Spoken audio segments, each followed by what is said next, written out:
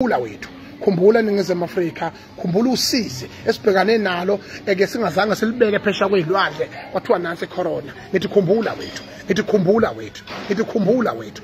Sasuka lapho kwalandwa 500 billion lapha kwathiwa uza la eNingizimu Afrika uzositakula kwashika bawudlabodwa nemali yemfonyo thina salanjiswa saba izinja nje eyiniko 350. Ngithi khumbula wethu, ngithi khumbula wethu, sashawa sathunyelelwa ngamasosha avimba ama-toll gate, avimba emamoli, senziwa izwe lethu lafana nawo Sierra Leone emazweni akhahlamezwe udlame. Ngithi khumbula wethu, isithunzi somuntu omnyama sagodulwa phansi. Ngithi khumbula wethu, kwaboshwa ubaba uJacob Zuma. Ngithi khumbula wethu, ngithi khumbula wethu, salwa saboshwa sacindezelwa sanganakwa. Ngithi khumbula wethu.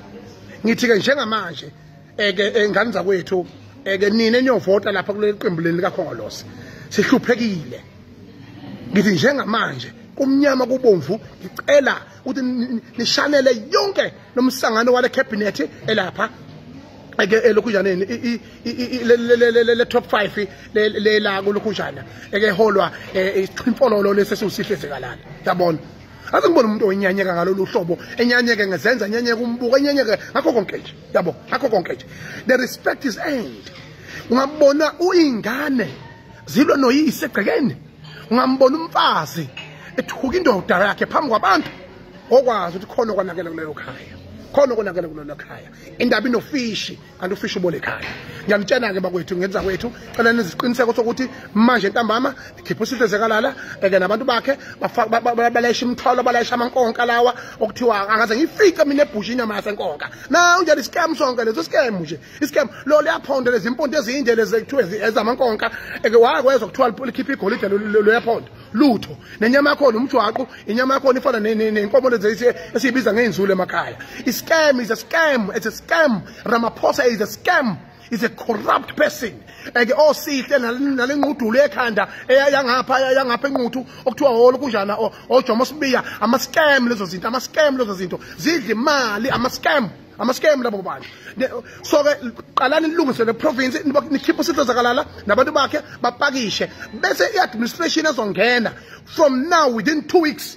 Nosho futhi ngasho, nosho futhi ngasho kushintshwe le cabinet. Wawuyibona icabinet enganyakaza ihlobo lokuyangena kodwa futhi ayenze lutho. Imphuphe o-SOD, imphuphe o-MEC, imphuphe izinto ezizwa ngochimfololo lelifishane elingazi lutho, elingazi lutho. I can be a better leader and I can be even a better MEC.